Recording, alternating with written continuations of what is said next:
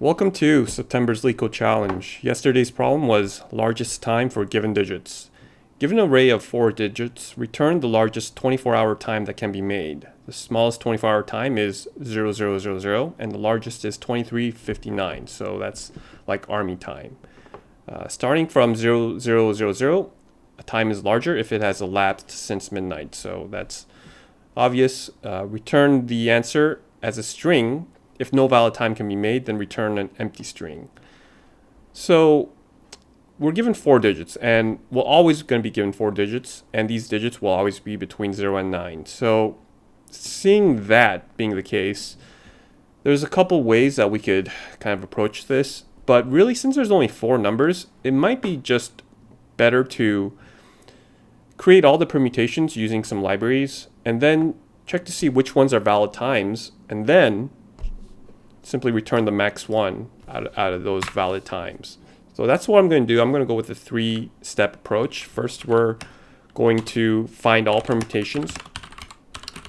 Then we will append them to all valid times using the datetime library, and then just return the max out of all of these times. So that's a little bit of cheating, but for this problem, I think that's just the best way to do it. So let's start with getting all the permutations. To do that, I will use the iter tools, use permutations, pass in the a and the max length, which is going to be 4, right? So this is going to be all the permutations for our 4 digits. I'm going to have to make them into a list so that I could iterate through them. Since it's like it's a generated object, I believe. And what we'll do is we'll just say for A, B, C, D in perm, we're going to create them to a string. And I will just use the string format method. I'll pass in 4 parameters with this semicolon in the middle. And I'll use the format. I'll say just pass in A, B, C, D. So now it's going to have a string representation of our digits, and now we need to check to see if it's a valid time or not, right? And to do that, I can use the datetime tool. Datetime, I believe it's strip time, and what I'll do is pass in our temp string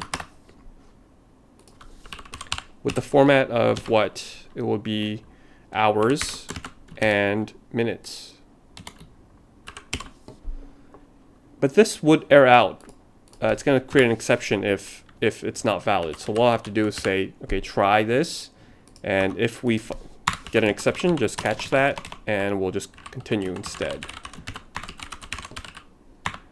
If we're able to see that it is a valid time, let's append it to some sort of temporary output. I'll just call that output. And we will append our string there. Let's initialize that output up here.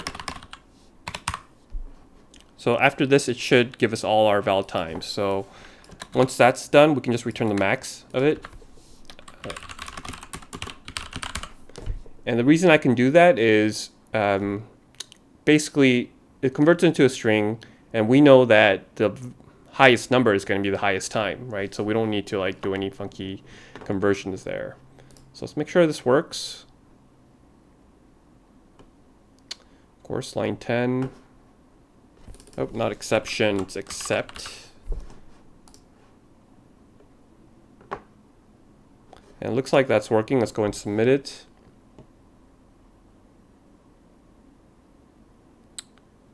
Oh, okay. So if it's empty, we need to make sure to return an empty string, right? So if not output, then return an empty string.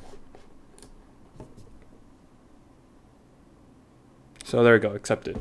Yeah, so this kind of seems like a brute force approach, but it does work. It does get accepted.